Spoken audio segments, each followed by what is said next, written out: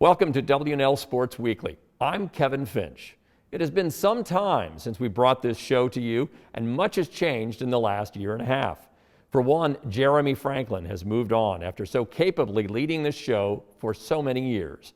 We want to thank him for his loyal service to this university and for bringing this show to life for more than 275 prior episodes. On our first show of the 2021-22 school year, we will visit with volleyball player Katy Blain, men's soccer coach Mike Singleton, and football player Coby Kirkland. But we begin with a quick look back at the week in Washington and Lee athletics. Men's soccer improved to 5-0-1 with a pair of road victories, 2-0 over Hanover and 7-0 over Center. Women's soccer dropped a 1-0 decision to Emory in Atlanta. Field hockey moved to 4-0 with a 2-0 road win at Dickinson, while football produced an easy 63-7 win over Guilford. Volleyball notched a 2-1 record at the Mary Washington Quad, defeating Catholic 3-0 and Gettysburg 3-1 before falling to the host Eagles 3-2. Finally, men's cross country finished 10th out of 26 teams at the Converse Kickoff in Spartanburg, South Carolina. Joining me now is Katy Blain, senior volleyball player from Palm Beach, Florida. Thank you for having me. Glad that you're here. You know, on September 10th, you and your teammates did something that you hadn't done in 2 years. You played in front of fans in the stands. How did that feel? It felt great. I think something during the pandemic, a lot of athletes and sports fans really took advantage of not having fans in the stands and having that just energy coming from someone else besides your teammates and besides your coaches. It really powered us through that first victory in our home gym. First time having fans see our home gym, which is beautiful. A lot of work went into it, and it's exciting that we can finally have people enjoy it as the teams have been enjoying it for the past year or so. I really think that the energy coming from the stands is just great to look over, whether it's friends, families, professors, which is so awesome that we get so many professors that come out to our games as well. It just kind of reminds us like we're wearing the Generals jersey and like we're playing for ourselves, but in the program, but also all the people who come to support us. So it was really awesome. Great. You've lost some good teammates to graduation, yet in 3 straight tournaments, and boy, you guys have been active with these tournaments, you've built an impressive winning record. How do you account for that success? I think it's just working hard whenever we step into the gym, whether it's in practice or the game floor at these away tournaments or our home gym. We just go out there, work hard, we have fun and really play for each other. It is, like you said, a little bit of a younger team. We lost some great players last year, but we also have some great players, I would say, coming up through the ranks. Something that our team really focuses on is being 1% better in whatever we're doing, and I think that we had a great preseason. We're already off, like you said, to a strong start with a lot of tournaments, and we have another game tonight, a couple games this weekend. Each weekend we'll have some more, so by the time we get to the ODAC tournament at the end of November, I think we'll be ready to go and continue working hard, giving 100% effort whenever we get on the floor. So let's talk about you as an individual in this team sport.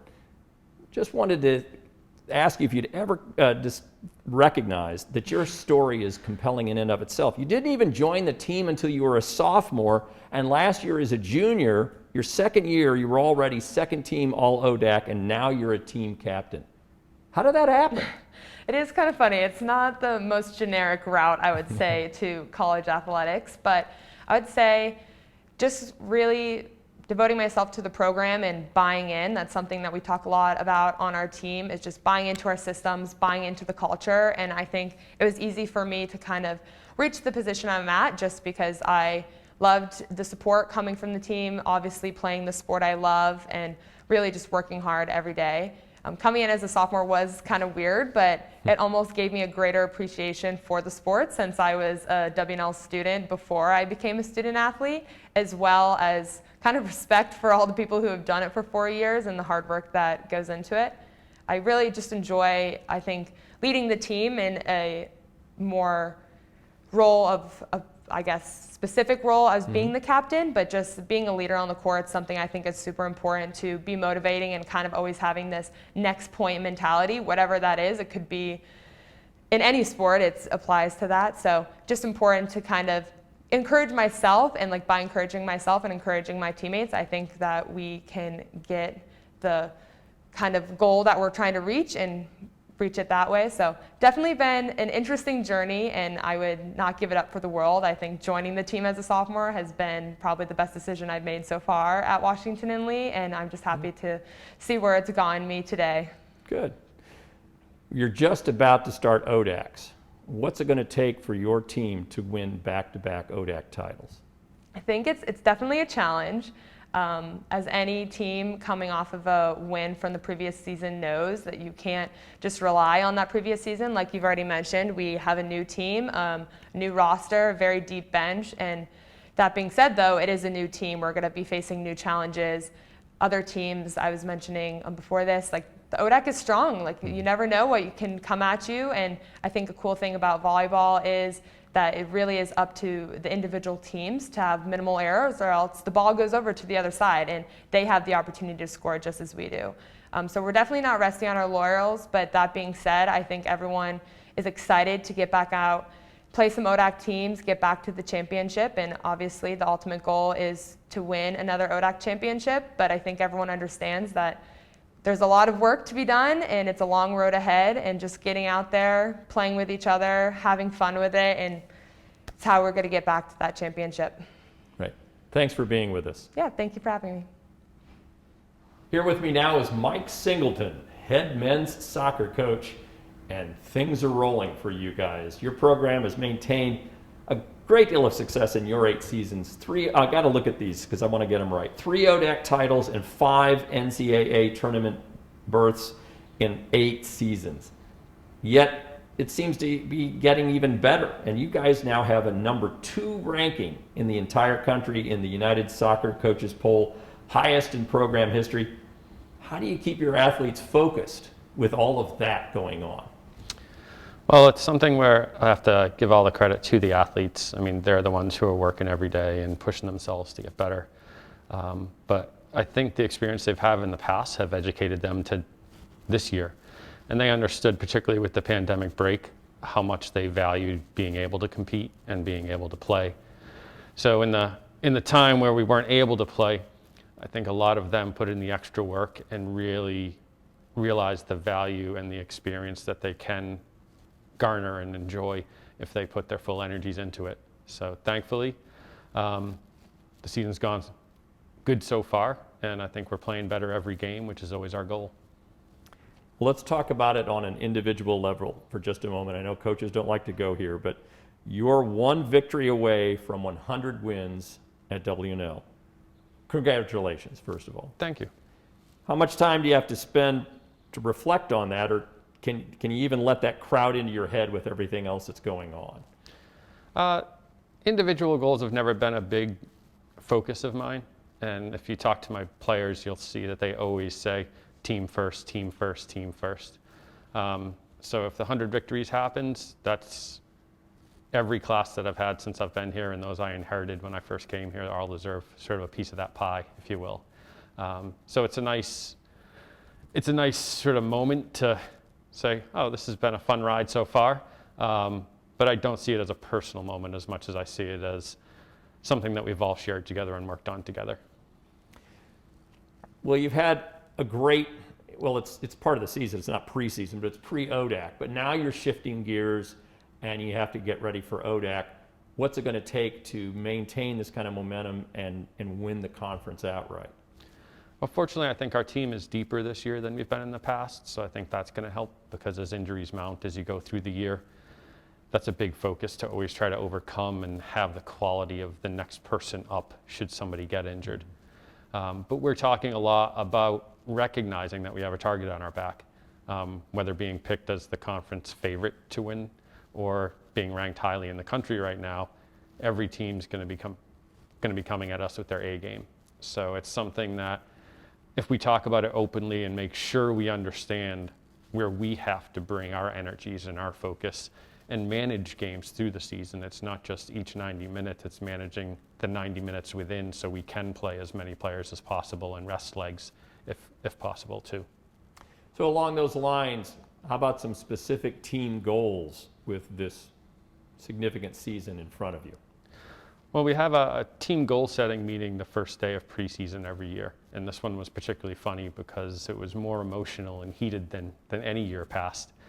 And I think it was because people missed having the nationally competitive season. So the guys at first said, oh, we want to perform better than we did in 2019 when we made the Sweet 16. And then a few guys stepped up quite loudly and said, no, we just don't want to do better. We want to be in the Final Four. And then a couple guys stood up and said, no, we want to win. We want to compete for the national title. So I think that passion and that desire that they expressed there is keeping us focused, and is really what we're focused on for this season. Is day to day we want to always get better, but for the season we do expect that we should be able to have the best season that the program's had. Great start for you. Continued good luck on this season. Thanks for being here. Thank you very much. My pleasure. Now joining me is Coby Kirkland, a senior football player from Duncan, Oklahoma. Thanks for being on the program. Absolutely. Thanks for having me. Has to feel good to be playing again after a year off because of COVID, right? Yeah, it feels great. Feels great to be back out there playing football live again. 2-1 after 2 big blowout victories at home. Did you sense the presence of the crowd? Definitely. I think for sure against Swanee, with all the alumni in town and being our first home game, and over a year, it was great to have the fans there and definitely contributed to that win. What else do you think helped with those 2 home victories? I think our preparation is the biggest thing. Throughout the past year, throughout COVID, we took advantage of that time, and although we didn't get to play like a bunch of other ODAC schools and D3 programs, we worked hard in the weight room and on the field to be able to come back out and show that we've been working. So let's talk about on an individual level. In the first 3 games, you've scored 4 touchdowns, including that 62-yard run against Guilford last week. Congratulations. For a guy who started out, though, as a quarterback, how did you turn yourself into such a productive running back? Yeah, I think sophomore year, once the coaches saw Jack's potential at quarterback, they saw a chance for me to get on the field, and I couldn't be more happy to be able to contribute. And that position group as a whole, our running back room, we have a great mentality. We're physical and we take pride in our blocks, and I think doing that really opens up big holes and puts our ball carriers in great position. Part of a very deep team, especially at the skills positions. We've had, by my count, 4 quarterbacks have gotten some playing time, probably twice that many running backs. Does that make your team tough to defend? I think it definitely does. We have athletes up and down our roster at all the positions that have the potential to turn 5-yard runs into 60-yard runs, and to have those athletes makes us fun to watch and definitely difficult to defend against. So you had these 2 big blowout wins, but you're really just beginning to get into the ODAC schedule. How do you avoid being kind of complacent, saying, hey, yeah, that's what we do, and get ready to take on some tougher ODAC opponents? It's definitely something that we've been focusing on and been thinking about. We're finding that balance between recognizing that we've done some great things and we have that potential, but realizing potential doesn't mean much without results. So we had one of our best Tuesday practices yesterday, and we're excited to get out and be in some dogfights and have some fun. Good. Well, Coby, thanks for being here. Congratulations. Thank you. It's time now for a look at the upcoming weekend. Volleyball hosts Roanoke and women's soccer hosts Mary Washington on Wednesday. On Thursday, women's tennis travels to Roanoke, while on Friday, men's soccer entertains Christopher Newpart at Watt Field. Women's tennis plays in the ITA regionals over the weekend at Mary Washington, while on Saturday, women's cross country competes at Dickinson. Men's cross country runs at Shenandoah. Football travels to Randolph-Macon. Women's soccer hosts Roanoke, and field hockey takes on Catholic at the turf field. Field hockey is in action at home again on Sunday against Center, while men's soccer hosts Guilford. And women's golf begins play at the NCAA preview on Monday. For W&L Sports Weekly, I'm Kevin Finch. Thanks for watching.